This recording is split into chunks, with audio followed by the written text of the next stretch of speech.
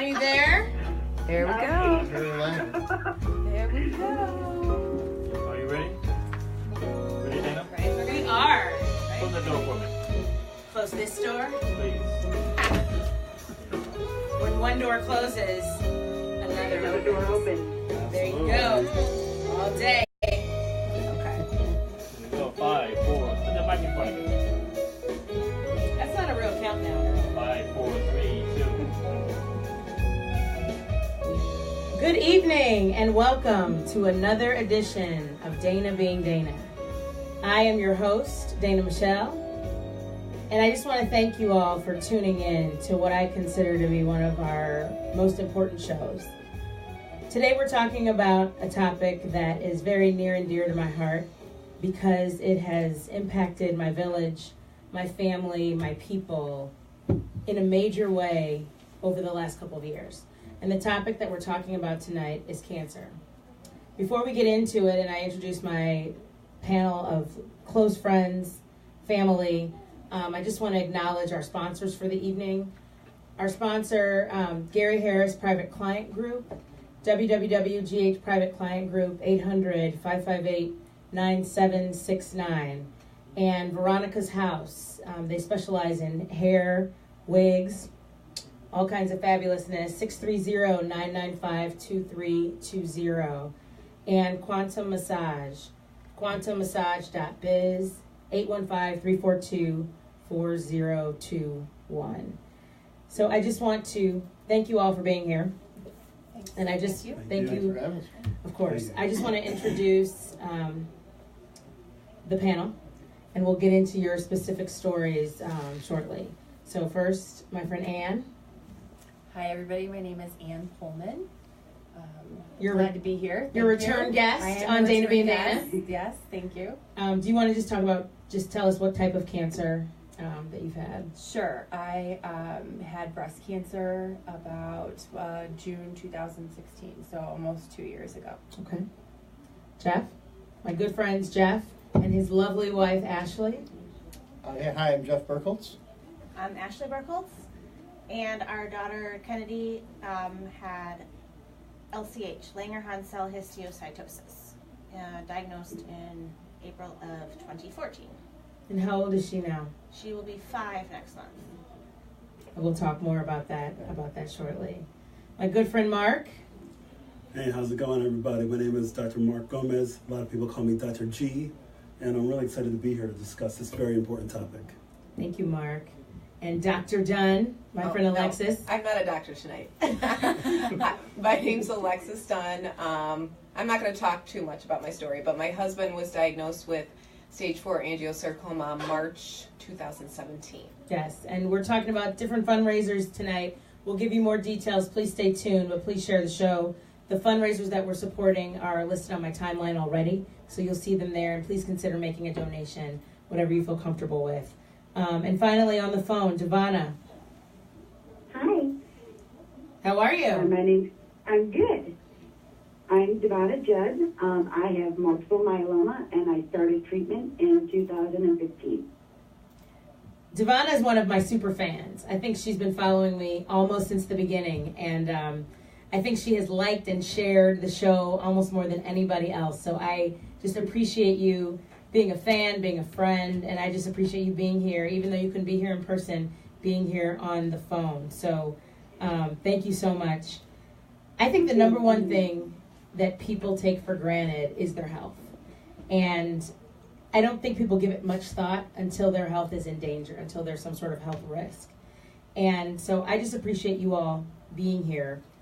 Devana, I'd like to start with you. And my first question for the panel is, when and how did you discover the cancer diagnosis?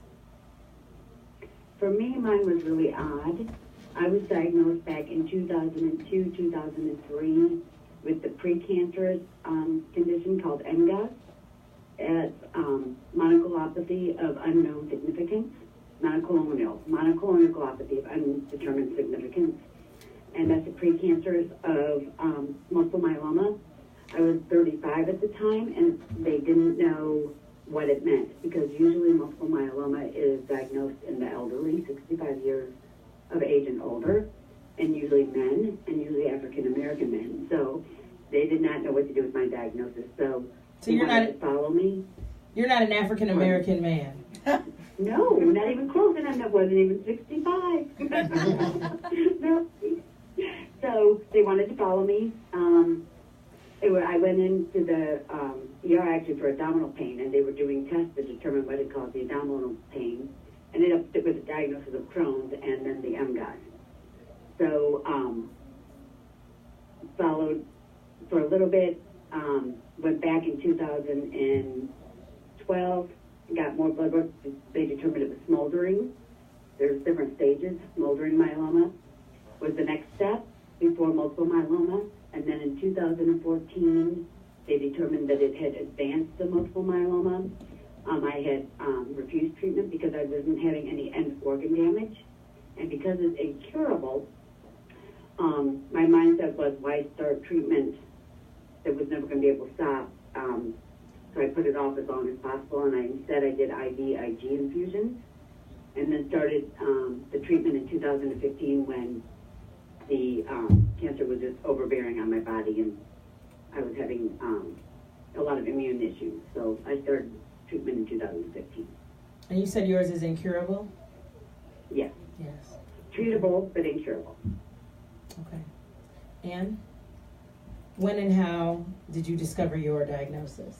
So I have 4 small children, and I had stopped breastfeeding my youngest, so he was probably about 6 months old, and I felt a small lump on my breast and didn't think much of it at the time. But a few months later, I felt it again, and I just felt like I should contact a doctor about it. So I just brought all the 4 kids with me into the doctor's office, and they were very reassuring that it was a clogged milk duct. They see this all the time. But I still decided to pursue getting a mammogram, and I put that off over a month, I think. By the time I went in to go do that, it was June of 2016, so about 6 months later. And at that point, there was 4 masses, and I had stage 3 breast cancer. So I think for me, it was just kind of being, I had just turned 38 years old. I have 4 small children. Everyone was very reassuring that they see this all the time, that it wasn't cancer, and then it came back and it was. Right. I remember. Can you tell us about your treatment? So I had stage 3 breast cancer. It's a HER2 new positive breast cancer with ER and PR positive. So basically my cancer is fueled by hormones.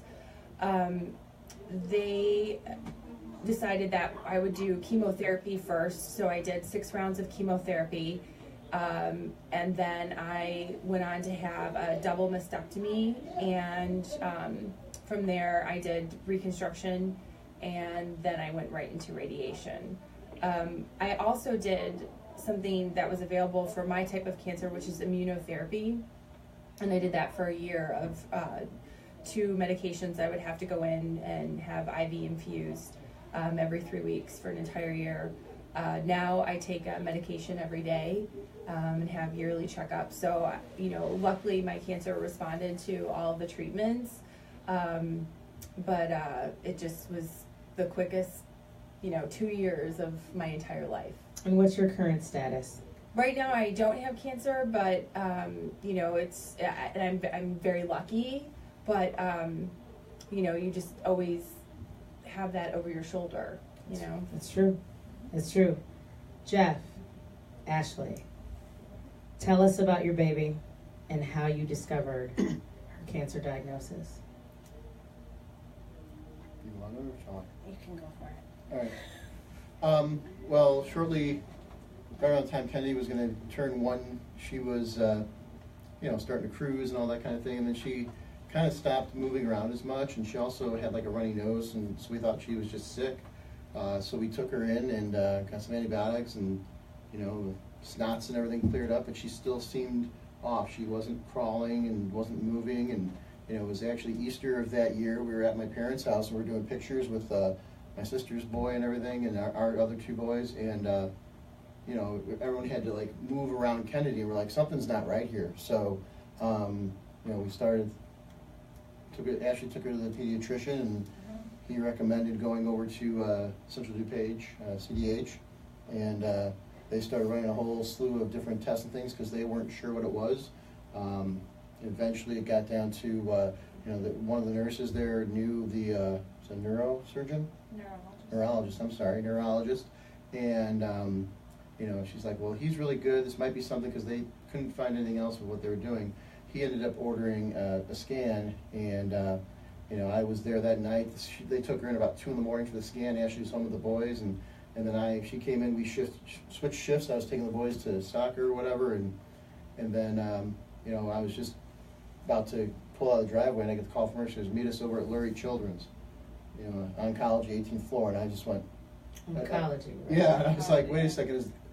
I think I know what that means. Is that what I think it means? Yeah. And she's like, we'll talk more when you get there. So that was like the quickest and longest drive of my life, because dropped the boys off at a friend's and I took off. Yeah. And we were there we'd been at Central DuPage for 3 days, and then we were at Lurie for another 5 days. And we went through all the rest of the scans and did the CT scan and the bone biopsy, skin biopsy, and it did finally come back. And of the scenarios we were given, we were given the best case scenario with what she was diagnosed with, LCH. That everyone was cheering because that was LCH, but it's still cancer. Still cancer. So It's still cancer. it's still cancer. So tell us about her treatment. She was in chemo. She was in For a chemo year. for a year. Went into remission in April of 16, and in August of 16, we had gone to a wedding overnight, came home, and I had found a bump on the back of her head, and I was immediately suspicious and concerned, and I brought her into the pediatrician, and I literally sat her on the desk of the secretary's desk and said, my daughter needs to be seen today, now. And they were like, well, you don't have an appointment. I'm like, I don't care. She had cancer. She's in remission. She needs to be seen now. And our pediatrician has a urgent care below them. We got an x-ray taken, we could see where the mass was, or the hole was, the lesion was. And then we went on, and we were on another 15 months of chemo. The first 2 rounds of 1 chemo showed a mixed response. So the one had shrunk, but there was 2 more formed. So we switched to a different chemo and did another 12 rounds of 12 months, yeah. of another chemo, which was 5 days every 4 weeks that we were 5 days straight. 5 days straight. So we stayed at the Ronald McDonald House downtown. I got a lot of compliments about little Kennedy's picture Oh. because she's so cute. She's so feisty. And you can't imagine going in for a cold and getting a cancer diagnosis. And for all of you, you know, no one assumes that it's going to be a cancer diagnosis. You go in thinking it's assuming the best. It's just something small. Mm-hmm. It's not a big deal. This is just belt and suspenders. Well, yeah, even at like sort of the worst point before it was cancer, I remember that the neurologist was like, oh, it's probably discitis, I think is what he called it, or something, sort of basically like a bulging disc. And I was like, what's the treatment? He said, a few weeks of steroids and she'll be good as new. And I'm like, all right, good. Okay, you know, great. that's what we're thinking this is going to reveal. And then, yeah, completely different story. Mark, do you have some statistics that you want to share? Yeah, I do. Or you want to respond to what we've shared? Yeah, I with definitely have diagnoses? some really good statistics that just really talks to the impact and the seriousness of this issue.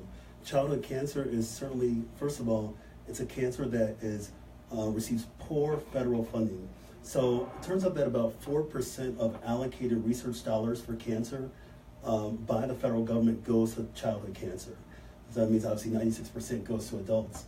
1 in 285 children will be diagnosed with cancer. 1 in what? 1 in Repeat that? 1 in 285. Yeah. And Approximately you said 4% of federal funding. 4% of federal funding. And we're going to talk, my next question is about the issues associated with cancer, right? And so children who are affected by cancer have a longer life of issues related and as a result of cancer. But go ahead. It turns out that about 95% of childhood cancer survivors have a major significant health issue by the time they're 45. Major health issue if you've had cancer as a child by the time you're 45. About 95%. Okay. And going back to the funding thing, it's a very challenging issue. It turns out that about 43, and these are data based off the CDC in the year 2014, so approximately 43 kids a day are diagnosed with cancer, and that's about 15,000 plus kids a year. Yeah, wow. In this country. Have there been any setbacks that you all care to share indirectly related to cancer? So obviously, you've had there's been some immune issues and other issues, responding to the different treatments, radiation, chemo, different forms of treatment. But what other setbacks or learning issues or developmental issues have there been related or indirectly related to your cancer diagnosis? I mean, I'm going to speak for myself, but, I think cancer is physical, but it's also this emotional, that's an intangible, you can't diagnose the emotional, you can't treat it like the cancer, and it affects everybody in your family differently. And I think that is just so difficult. They can try to, prepare you for, the symptoms of the medication and your treatments and to try to help you from stop being sick or having some side effects. But that emotional part, I think, is just, it's so overwhelming and it's very difficult, I think. Agreed.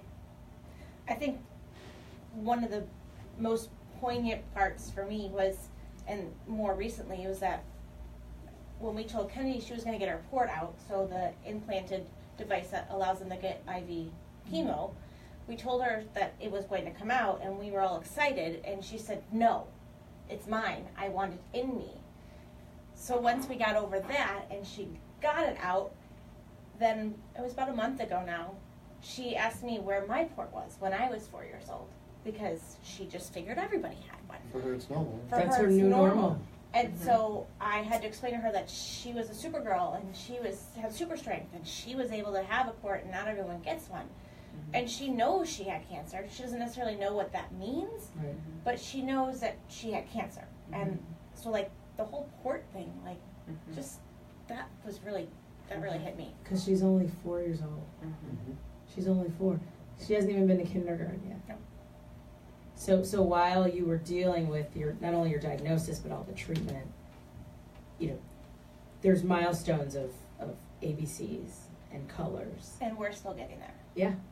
Because that's just not on the radar when you've got a cancer diagnosis.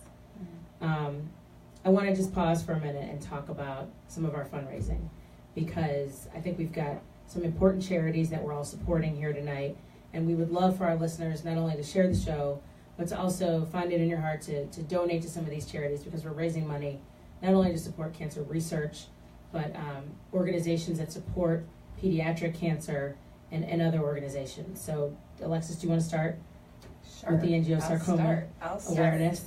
So my friends kind of pushed me into having this fundraiser, because I think we all kind of feel so helpless, like when you're diagnosed with cancer, it's like the cancer is kind of driving everything, especially when it's stage 4 and it's incurable and stuff. So my friend Erin Noonan-Connor, hi Erin. Hi Erin. So hopefully she's watching. She basically told me, I want to do something and I want to do a charity, raise money for Steve's cancer. So his cancer is super rare. 300 people a year in the world get this cancer. So, I mean, there's no money for research. So what we're doing is we are raising money just for the one organization that gives all their money for angiosarcoma research.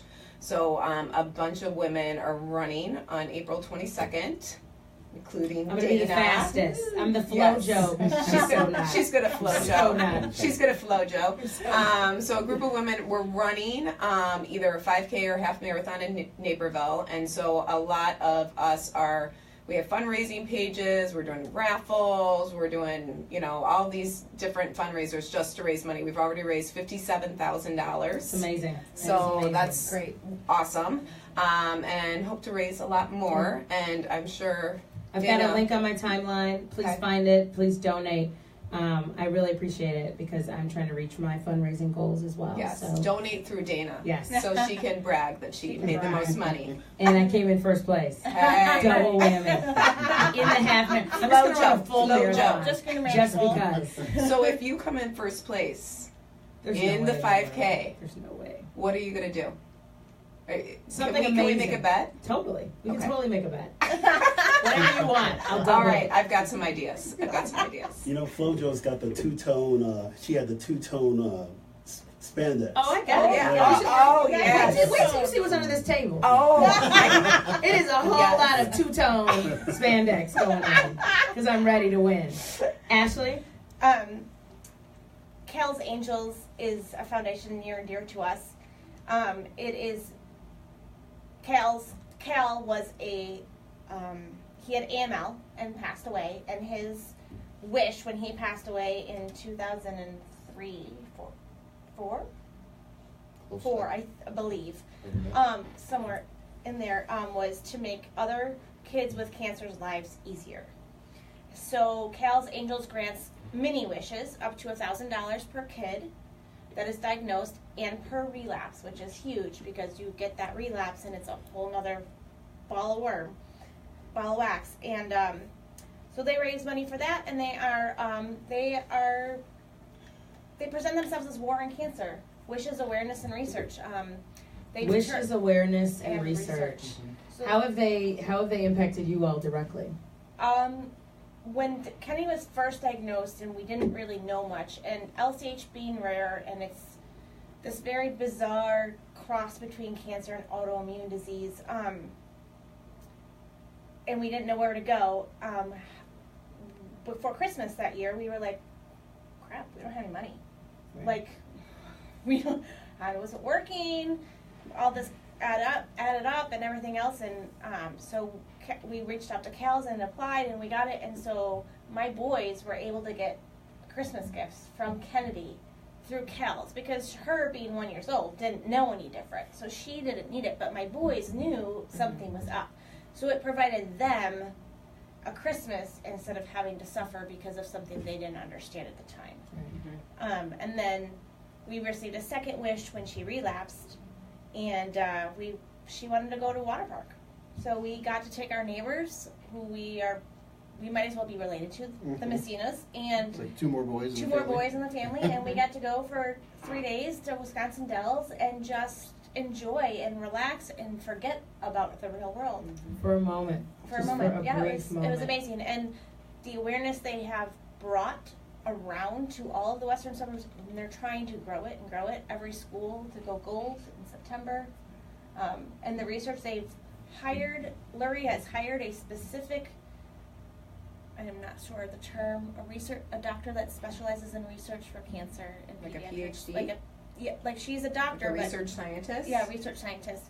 They have brought in and given her a grant of hundreds of thousands of dollars to do specific research on the kids that are at Lurie, which is the Great. Chicago So hospital. that's Cal's Angels. Cal's They're on Angels. my timeline as well. You see beautiful pictures of Ashley and Jeff and their daughter Kennedy. So please consider Cal's Angels as well. And Anne? We did, my husband did the Rock for Rush. I was treated at Rush Hospital, Rush University Medical Center. And I was fortunate enough where, so I was born in 1978, and there was a doctor. It was a fabulous year. I suddenly feel old. There was a doctor that was out there, Dennis. I can't think of his last name right now. It's skipping me, but he basically was trying to come out with medication to treat breast cancer, and at the time, the pharmaceutical companies just said that's just not really important. It's ironic because that is the year I believe that he started doing trial studies. And my doctor got connected with him. And so I kind of feel like it's kismet, if that makes any sense. Kind of came full circle. So the money that we raised for Rock for Rush, which is just literally a concert ticket to come see some great bands, we give all that money, or all that money goes straight to Rush for breast cancer research. And so you guys did that when? We did that October of this past year, and we're going to do it again. Yes, in October 20th of this coming year. So we'll put some information on the timeline. Yes. We'll put it out on social media, both now and as we get closer to the date. But we're gonna support that as well. Let's talk about advocacy when it comes to medicine. And this is one of the things I'm very passionate about, because if you heard something rattling around in your car on the way home, right, you would go to your car dealership, your mechanic, to get something checked out. I know for me, bedside manner is very important. So even if my nails are wrong, shouts out to my nail girls, y'all are so amazing. But even if my cuticles aren't right, I'm like, wait, hold up. You know, I paid for this. There's a value to me on this, and I want to make sure that it's done right. Personally, one of my personal goals, and particularly with this show, is for people to take their health more seriously and to get checked out when something seems off. A lot of times we discount or think that it's going to go away, or it's okay, or you can just put a little bit of tussin on it and it'll be fine. But that's not always the answer. I want people, number one, to take their health more seriously. But also, I think if you have in your gut something's going on with respect to your relationship with your doctor, or it doesn't feel right, or you want a second opinion, go get it. Go get it. I think it's important to stand up for what you believe in when it comes to your health, when it comes to your body. If you have questions, ask them. And a lot of times I think people are afraid to ask questions. Some of my best friends that I've known forever are doctors, and they're great people, but they're also really good at what they do. And I think they're happy to answer questions when they feel like patients really want to know and fully understand. So does anybody want to talk about some of the advocacy that you've had to do on behalf of your kid or for yourself when it comes to your cancer diagnosis? I mean, I think personally for me, having a newborn and for small children, I mean, I know when I went for my first biopsy, everyone pretty much said, don't worry. And I just knew. I mean, I can't explain it, but I just knew. And after a long weekend to get the phone call and to say that it was cancer, it was just like, I can't believe this. But wait, I have to come back for another biopsy. It's like, well, that's going to be cancer too. I have a feeling it's going to be cancer. Yeah. So, it's like, I mean, I think the thing is people just assumed that because I was a young mother with a newborn that there's no way that I could have, stage 3 breast cancer. And I went doctor shopping. I mean, you just don't get treated by the first person, although the first people that did diagnose me, I think, automatically assumed that they were going to be the ones treating me. And it's like, that's great, but you're not, you're not it. They weren't my people. And I'm so lucky because, like I said, it's like kismet that I have a really good friend who's a doctor who was just basically like, this is what you're doing, and if I got cancer, this is what I would do. And I got an appointment and met the doctors at Rush, and it was great. But I kept copies. I camera phoned. Right. I mean, I camera phoned my stuff, and so if anybody ever asked for a test, I had my camera. I had my pictures, and I could just text it to them because having that information at hand, you need it. I mean, you don't have time to get a disc. You don't have time to go back to the hospital and pick it up. I mean, and they give you the papers, and you've got kids. I mean, they go to unknown places sometimes. So, you need to have that information available right away. So I think you just have to be in the driver's seat of some journey that you've never been down before. So you just have to assume that you are going in the right direction. Right. Yeah, you have to stand up. You have to stand up to the doctors and the nurses and whomever else and say, I don't understand, I have a question, I'm not sure that this is, I don't know, but I'm telling you I don't feel this is right. And intuition is like, real. Whatever that means. It could mean one thing or it could mean a good thing or a bad thing. Whatever it is, I'm telling you something doesn't feel right. Well, and I just want to add on, with Kennedy's situation, Ashley was absolutely amazing. Like, she was her champion from start to finish and still is. And, like she said, she had to way cut back on what she was doing for work. And, I'm the primary income, so I had to keep going with what I was doing. And so, you know, for me, getting through the day, it was easy because I knew Ashley was going to fight tooth and nail where she had to be tenacious, get information, you know, keep on, you know, and the doctors, you know, Larry, I mean, we had tremendously wonderful treatment, but in terms of, you know, they get all busy, they're working, that's their day-to-day, so sometimes somebody's got to remind me, hey, we're waiting for the results, and Ashley was all over that, so it was just, you know, hats off to her for being Kennedy's champion, as I said, yeah. How long have you two been married? I don't do math. I was told there'd be no math. I lied. Ashley knows. It'll 13 years. What has this cancer Since 2005. diagnosis? I know what year we got married. There you go. How has this diagnosis impacted your marriage? Stronger, Mhm. better. What I admire about you I don't know, like is just your true partnership and really coming together in a time of need. And for Alexis and also for Anne, the partnership and the love between all six of you is something that I admire. And just in terms of our village, Yeah. we are the bad moms. Shouts out to all of our friends who have been supporting us. They say behind every great woman is a text group hyping her up. Yeah. And these are the women in my text group. That's right. And we all support each other, but I admire that about you. You never know who you marry until something like this happens. Mm-hmm. You don't know what kind of parent you are until you become one. You don't know what kind of spouse you have until you go through something like this. What do you appreciate, and anyone can answer this question, most about your spouse having gone through this experience? Do you guys want to go first? I don't know. I just Okay, kind of Feel free to kiss on camera. A kiss cam. Totally. No, in regards to what he said, you know, he was the rock. He was the one who had to go to work. He was the one I knew I could count on him to do what he needed to do, so that it gave me the ability to do what I needed to do for Kennedy. So it was always just, it was just that flow, that ebb and flow, and we figured it out. And yeah, it sucked at times, and it wasn't always easy, but there was never a point in time where anyone else I'd want to go through it with, because I knew I could count on him for what I needed, and he was going to be there. And what he needed, I hope, and I think I was there for what he needed on the other side, and the flip side. Yeah, well, absolutely. I mean, it was, like I said, you know, her, like I knew Ashley, obviously, you know, I married her, I love her, and she was a great mom before all of this happened, but just, you know, the attention to every conceivable detail of what Kennedy needed, and, you know, the stress that was in there. I mean, when it came, like, nights at the hospital, you know, like, she would stay over there. I never spent the night at the hospital, really. I was with the boys and working out with, you know, family and friends, whatever, to get them to school and things like that. So there's a lot of people who helped us in that regard. But, you know, I kind of had the coordination of kind of keeping the boys' lives normal, but she was dealing with all this stuff.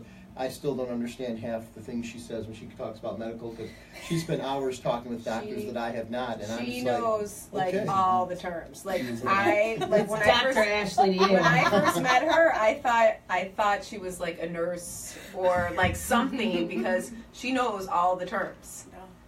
Well, you've definitely been your own advocate. I mean, Yeah. that's one thing that's important. And I think as adults, for our own selves as well as for our own kids, we have to be advocates. Absolutely. You have to ask the question, and you have to push the envelope, because if you don't, no one's going to fight for you.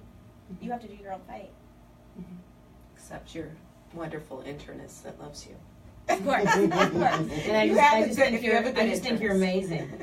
What has been the impact on your children? You know, either Kennedy, for example, or your other children. Yeah, I mean, my kids thought my port was, I fought bad guys in the night. I charged that with awesome. Energon. I mean, that's what they thought I did. I mean, I think I was lucky that my children were so little. I think my oldest was 5 at the time. So I had 5, 4, 2 and 6 months. I don't even know. They're so little. Oh my But you know what? I got math. I hid them. I hid them. No, I hid the cancer from the children. That is from chemo. That is killed the brain cells. There is no hitting or inappropriate touching on Dana being Dana. Not hide the children. No. I hid being sick from the kids. They really didn't understand. And looking back on it, my husband basically was like, we're going to keep everything the same. We're going to not do anything different. The kids are still going to go to their extracurricular activities. And, there were times I was so sick and people are like, hey, how you doing? It's like, oh, I'm doing great, and hurry up, boys, go to your karate. It's like, I just did it. I don't even remember doing it, but I know I did, So. You did. I just, you just do. You did. Let's talk about your support system, because I think what's hard, and we've talked about the 5K and the half marathon that I'm running. I think half marathon. Yes, Flojo. Just kidding. Flojo. But I think that a cancer diagnosis is very much a marathon, and I think oftentimes people get disease fatigue, if you will. Sometimes people get bored with long-term disease. You get a diagnosis, it's, oh my gosh, I'm so sorry, what can I do? And then 3 months later, it's not the same, the same fan club. And so does anybody want to talk about your support system? Yeah, Devonna's still there. Devonna should answer this. Yeah. I'm listening. She said listening. But you answer this one. Do you want to answer this question? You've been dealing with this for a while. My support system, I don't have any significant other, so I've been my own support system. I have a group of friends that are there when I really need somebody, or that. But a lot of people that start with you is not going to finish with you, especially on a long-term diagnosis. At least that's what I figured out in my battle. I have a lot of temporary people, but nobody permanent on a day-to-day basis, but I do have permanent people temporarily. Does that make sense? It does. Yes. I think people get tired of it. It's so depressing. Yes. It's so overwhelming. I think people just get overwhelmed with it, and they can't deal with it, and it's depressing, and why do they want to deal with it if they don't have to? And Devonna, this is Ann, and this is just a question. Doesn't it feel like sometimes, when friends offer to help you, sometimes you feel like you have to help them more because, it's like, okay, well, I'm not going to call that person. No, but it's more work to ask for help than it is actually to do it myself. Right. But I think it's important because, one of the purposes that I have for this show is that I want people to be more comfortable showing up. Showing up is a theme and a part of Dana being Dana. And I believe in showing up. I believe in being present. I believe in being there. I believe in not just saying, call me if you need me. Be intentional. But being intentional. I'm here. Put me to work. What can I do? And so if people don't get anything from this show besides sharing and giving me first place credit in April, but I want people to show up more. Right. Call. Ask what you can do. Be there. Don't even ask. Just show up. Just show up. Yeah, I was just going to say, don't say, what can I do? Say, can I bring you dinner? Can I, I'm coming over to help do this or do that, or I'm taking you to chemo. Don't even ask, just do it. Right. So I guess I was a little bit different in that aspect. Like, I had my core group, I had my family, and I don't know what I would have done without my mom, and my soon-to-be mother-in-law, I don't know what I would have done without her either, but my mom put her life aside and moved in with us. But in my mind, having young children, I did not want a revolving door of people coming in and out of our lives. That's going to be harder for me to explain. I had a really good friend who also had cancer. She drove my children to school every morning, and another good friend picked them up and brought them home. So I had the same people in my circle helping me out, and God bless their souls, they did it for, over a year to try to help me through this. But I think for me, I would rather have a smaller group have that consistency with my children and let people who really need the help. Like, I needed help, but I didn't need Right. the help as much as other people. Right. So I'd rather have those people, you know what I mean, like use those efforts to help people that really need it. Right. And just kind of on that too, I think the other thing for people to consider that I wouldn't have thought of necessarily before is, it's hard, I think, sometimes to accept help. And so like being Yes. intentional, almost being a little politely pushy, I think, because there's a point where it's like, it's like easier to do it on your own, you think, or it's like, you don't want to put anybody else out or bother them. And kind of, I think part of it is being a family or an individual going through it. I think part of it is first opening up yourself to being accepting of help too, because that's tough for some folks. And then for people to, like I said, be kind of politely pushy and say, what can I do? Or here, I'm going to do this, as you said earlier. I mean, I'm going to make you dinner, I'm taking your kids for the day just to give you a break, Just to whatever give it you a may be. break. Yeah. Yeah. And know that everyone is different. Like what worked for your friend that had breast cancer is not going to work for, like we all grieve differently. We all deal with problems differently. And I'm one of those people that it's like, this is what I need, but that might not be what Ashley needs, Right. So it's so hard. And I've been on the other side so much that you don't know what somebody needs. And Right. you don't know what to say. I mean, it's so hard because even though I'm going through it, I still don't know what to say to somebody that, just lost their husband or just, you still are just like, what should I say? Right. Just Yeah. because I'm going And I through it think doesn't that- mean I don't know what to I think say. that's why a lot of people step back because they don't know what to do. Exactly. They don't know what to say. And I want to encourage people to step up. Even if you're not saying anything, sometimes just being there is good enough. And what I have done sometimes is just put myself in the situation. In other words, I'm just going to show up. And what I've learned is that if you just listen, people will tell you what they need. It may not be direct, it may not be a direct ask, but you miss it if you're not present. So just by showing up, sometimes you can figure out what's needed. Because sometimes it's just company. And no one's going to say, can you just come through because I need company?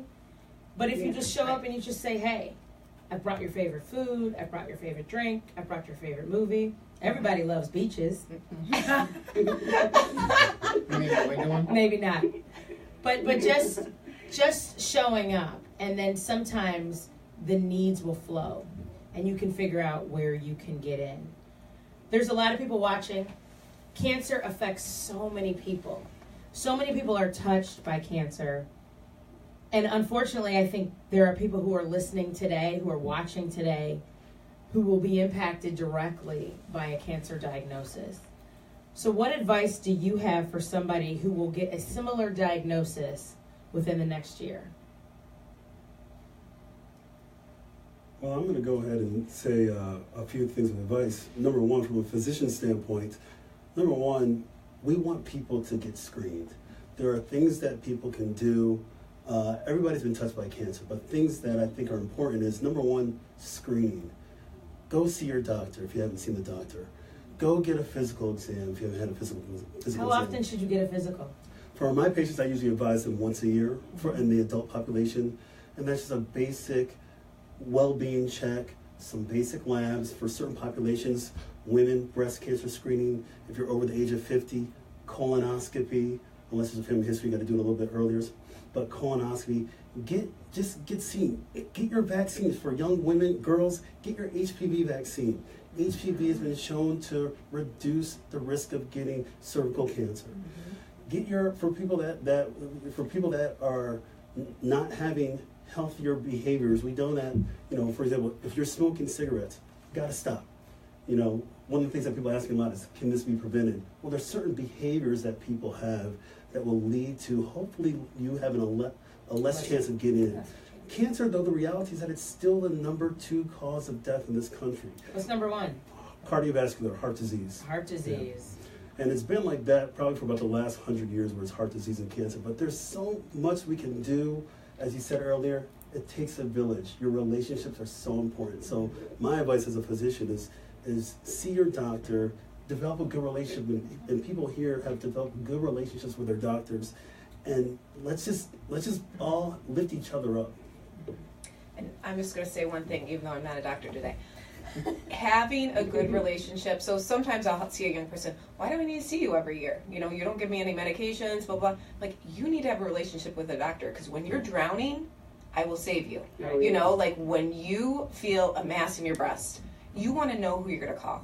And that's so important. You've got to have someone to reach out to when you're like, crap, this is happening and I don't know what to do. That's what we're here for. We're here to help you. So that's what you just need to see your doctor, you know. And if I see you and I say, oh, that cough, oh, it's probably just bronchitis. If it's not getting better, call us back, you know.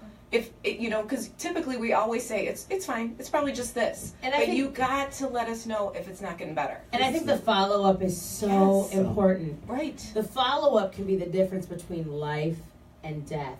A lot of times there's a diagnosis and it's one thing, it looks like one thing.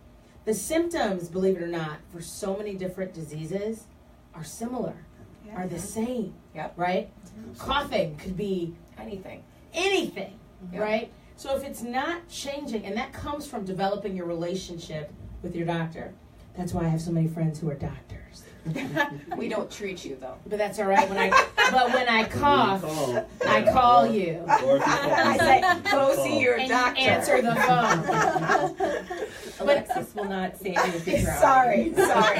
Don't throw your lifeline to me. She will have been a bad mom's party. Dr. Dunn was my lifesaver numerous times before I started treatment. Yeah, absolutely. Constantly calling her office. Absolutely. Devonna was a sweet patient. Too bad Dr. Dunn's not here tonight, but we do have Alexis. Oh yes, no, I'm not Dr. Dunn. I'm Alexis Macaluso. Alexis, in her stead.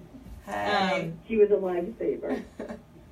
What are some of your coping mechanisms? What has been your saving grace through this process? There have been things that have given you a personal lifeline, whether it be God, a book, a serenity prayer, a music, a song, whatever. What are some of your coping mechanisms? I mean, I for one am thankful for the technology and the trucks that we have today. I mean, if you look back like 30, 40 years ago, I mean, if you had one of these cancer diagnoses, I mean, what would happen? You know what I mean? Yeah. It's unreal. So the fact that medical community has done all that research, you know, all the money that people have raised to help support that research is fantastic. You know, I think that to me makes me feel so good that it happened to me now, you know, versus, you know, years ago. 1978. Oh, but that was still a good year. But the other part of it too is that this experience, even before I had cancer, I was going back to school to get a degree in nursing, and now having cancer has really inspired me to do it again. And so I've already, you know, I've started back to school again. Yes. We're all studying with her. You. Yes. Yes. But you know, that to me is just I want to be a part of that. Yes. I want to be a part of that. Well, I'm so proud of you. I'm so thankful for you all. I want to thank our sponsors. Before I do that, I just want to briefly mention the fundraisers again. And again, we'll put all this stuff on my timeline so you can see it, you can support it. Alexis? Oh, I have to talk again? Angiosarcoma. Angiosarcoma, we call ourselves the AS kickers. Yeah, AS kickers. But don't pronounce that. Of course not, because we want to be on iHeartRadio. Yes. So just look for our thing. Yep, and I've got a link on my timeline. Please support and make a donation. Ashley and Jeff? Cal's Angels, Yep. calsangels.org, which is awareness, research, pediatric cancer. We've also got a link as well. And Ann? Rock for Rush. Rock for Rush. Info coming soon, both now and then closer to the date of the October performance. The show, again, is sponsored by Gary Harris Private Client Group, and it's also sponsored by Quantum Massage. And Quantum Massage is my personal massage therapist. She's a great friend of mine. She's branched out on her own. She's fantastic. When I tell you, I've been all kinds of stressed, y'all. And when I tell you, I've had all the kinds of crooks in my neck and everything else. Laura's magic hands have really worked them out. I've followed Laura from a couple different locations for years. And on behalf of Laura, Quantum Massage, and Dana Being Dana, I would like to extend a gift Aww. to each of you. Thank you. Aww. That's so thoughtful. Thank you. all of my families who have been impacted by this terrible, terrible disease. Pass that down to Alexis. I love you, Mark. You already, she got me a massage. By the I way, know. I just want to say, Laura has magic hands. So And Alexis has already been to Laura. I have been, because Dana, that's another showing up, she arranged for me and Steve to get a massage, and she was awesome. And I'm just like trying to figure out how I can get back to her. I'm like, can I bring my kids? I don't know how I'm going to get there. We're gonna do a swap, remember? Too busy. We're gonna Let's do a swap. I just We're gonna wanted swap. to do That's a something deal. for you, and it's important. Devon, I've got one for you here. Yeah, Devon. So I hope you'll come to Naperville. But in your envelopes is a free massage on behalf of Quantum Massage and Dana Being Dana. Thank you. Please visit Quantum Massage. It's a fabulous place. It's right downtown Naperville, and they do great work. And they have been a huge sponsor tonight. I want you guys just to relax, enjoy. Aunt Dana will keep your kids and will give you free babysitting while you enjoy. Thank you all. I love you guys. You guys are a part of my village. You guys are a part of my family. And I appreciate you guys being here and sharing your story. Next week on Dana Being Dana, I'm on spring break. Woo! With me. With Gail. With Gail. This is my 30th show. 30 shows of Dana Being Dana since August, which has been fantastic. Congratulations. So there will not be a new show on March 28th, but we will have some exciting surprises next week. So please tune in, follow the timeline. You'll see a lot of fun, crazy things where I will be, and I will be reposting some of my favorite shows. So please tune in. We will be back April 4th with an amazing and powerful show. It's a huge show. It is 50 years, 50, count them, 50 years in the making. So please stay tuned. Thank you all for being here. Love you guys. I appreciate you guys so much. Thank you. Thank you, Devonna, for calling in. This is Dana Being Dana on Intellectual Radio, an iHeart radio station. Can we turn off? Good job, everyone. Thank you. It always seems so short when Thank we you, do it. Devonna. Of course. How do I stop it? Finish?